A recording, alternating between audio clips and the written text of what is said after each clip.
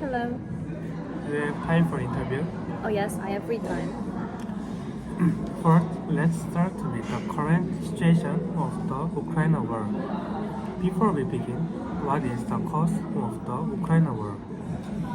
Russia strongly opposed NATO, expanding eastward toward its borders. When Ukraine showed interest in joining NATO, Russia saw it as a direct security threat. Ukraine increasingly aligned with the Western institution after 2014, especially following public support for democracy, EU integration, and independence from Russian influence. In 2014, Russia annexed Crimea and supported separatist eastern Ukraine. This created a long-term conflict and tension that never fully ended. Also, Russia thinks Ukraine as a part of territory because they had strong bond of culture, language, and politics since the Middle Age. So these are the guest reasons why the war broke out. Yes, you're right. Then, do you know the situation of the war lately? Russia is continuing heavily to target Ukrainian energy and infrastructure with missile, drone rocket strikes. As you know, because of Ukraine war, civilian casualties remain high. In the first 5 months of 2025, UN noted attacks on infrastructure caused significantly more civilian harm than the same period before.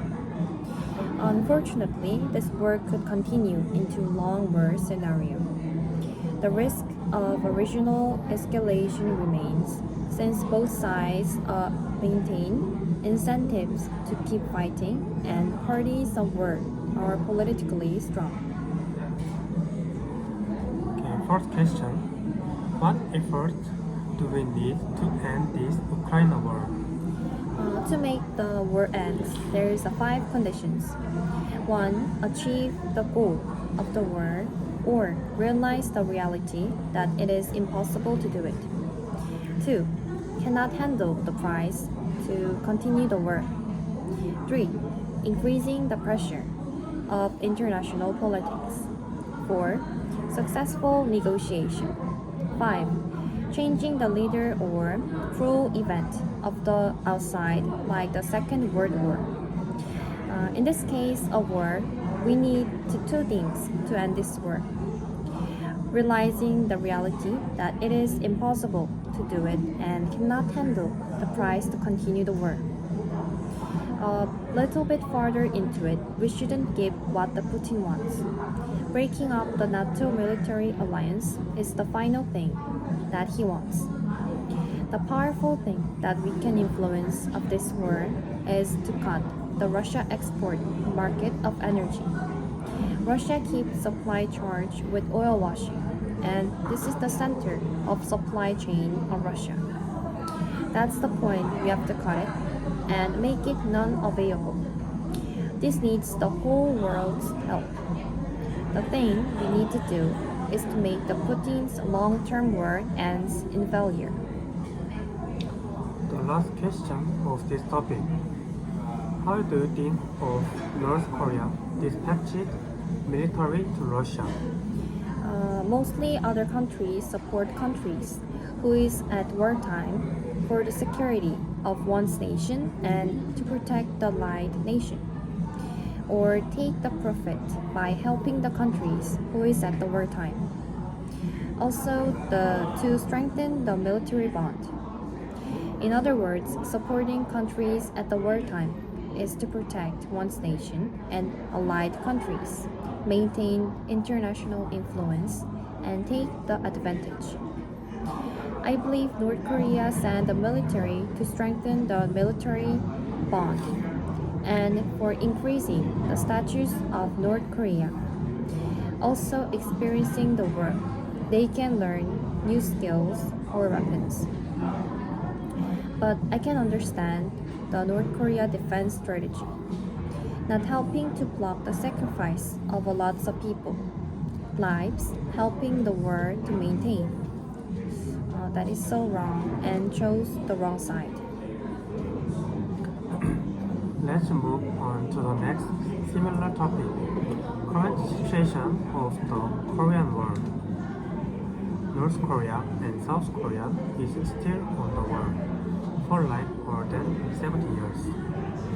Separated families are still can't meet by themselves because of the undone war. To protect our nation, we spend huge money on national defense expenditure. There is unknown danger that can begin war anytime. But many of us have safety ignorance. First question, North Korea and South Korea is divided into two countries.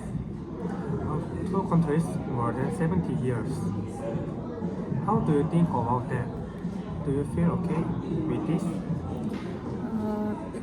South Korea and North Korea have maintained a state of armistice for 72 years since signing the armistice agreement in 1953. This poses a constant risk of military clashes and enormous military and social costs to continue to occur, accumulating losses over time. Therefore, it is necessary for both sides to conclude a peace agreement to end the state of war. However, there are concerns that these differences will only grow over time as the political systems and ideologies between the two Koreas are vastly different and the economic disparities are also significant. Ultimately, unification requires understanding and consistent effort from both North and South Korea, and it is essential to build a mutual trust and narrow the differences. Oh, so you agree with unifying into one country? Actually, my opinion is the opposite of yours. There are three main reasons for this. First, it's because the financial burden is too much.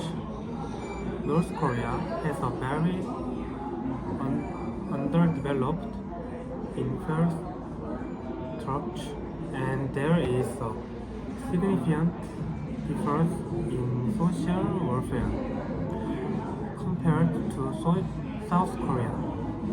Therefore, the initial cost after reunification are bound to be enormous. Just looking at German reunification, the cost was considerable.